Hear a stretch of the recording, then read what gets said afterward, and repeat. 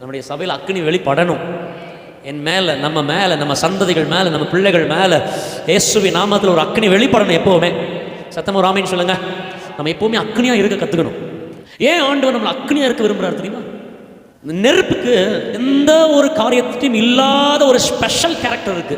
இந்த நெருப்பு கிட்ட எதை கொண்டு போனாலும் அதை நெருப்பாக மாற்றுகிற ஸ்பெஷல் கேரக்டர் நெருப்புக்கு மட்டும்தான் இருக்கு. நான் சொல்றது புரியுதா?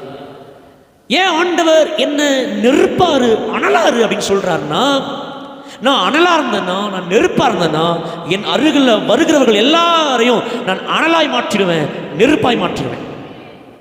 Praise the Lord. தேவையில்லாதவைகள் என்கிட்ட வருதுன்னா, நெருங்குதுன்னா, எனக்குள்ள இருக்கிற அந்த நெருப்பு அவைகளை என்ன பண்ணணும்னா பட்சித்து போட்டுரும், சுட்டரித்துரும். புரியுது? நெருப்பு எரியுது, கலையை கொண்டு போய் போட்டு என்ன பண்ணும்? எரிச்சிடும். தேவையில்லாத கலைகள், தேவையில்லாதவைகள் என்னுடைய வாழ்க்கையில் வரும்போது, தேவையில்லாத பாவங்களுக்கு உள்ள வர நினைக்கும் போது, தேவையில்லாத மனுஷர்கள் உள்ள வர நினைக்கும் போது, தேவையில்லாத சத்ருவின் ஆயுதங்கள் உள்ள வர நினைக்கும் போது, நான் நெருப்பா இருந்தேன்னா, நான் அக்கினியா இருந்தேன்னா, எனக்குள்ள இருக்கிற நெருப்பு, எனக்குள்ள இருக்கிற அக்கினி அவன் எதிராய் வருகிற எல்லாவற்றையும் பட்சித்து போட்டுவிடும். அதனால தான் ஆண்டவர் சொல்றாரு, நீ அனலாயிரு. அவன் உன்னுடைய பலிபீடத்தில் அக்கினி எப்பவும் எரிந்து கொண்டே இருக்கணும். பழைய ஏற்பாட்டில் பலிபீடம் சொல்லி ஒன்று இருந்தது. புதிய ஏற்பாட்டில் நாமே பலிபீடம். பழைய ஏற்பாட்டில் ஆலயம் ஒன்று இருந்தது.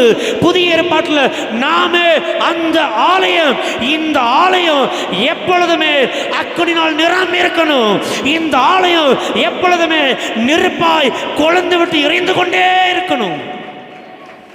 மகந்தனா லியான்மனா சந்துடபா. ஹல்லேலூயா.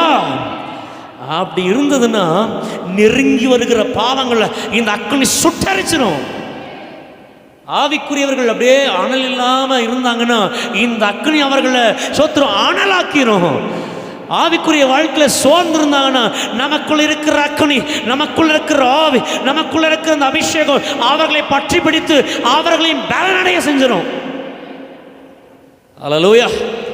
அக்கினிக்கு தெரியும் எதை அக்கினியா மாற்றணும், எதை அனலாக்கணும், எதை சுட்டரிக்கணும்னு சொல்லி நமக்குள்ள இருக்கிற அக்கினிக்கு தெரியும். அதனால நம்மளாம் எப்படி இருக்கணும்? சத்தமா சொல்லுங்க, அக்கினியா இருங்க. Praise the Lord.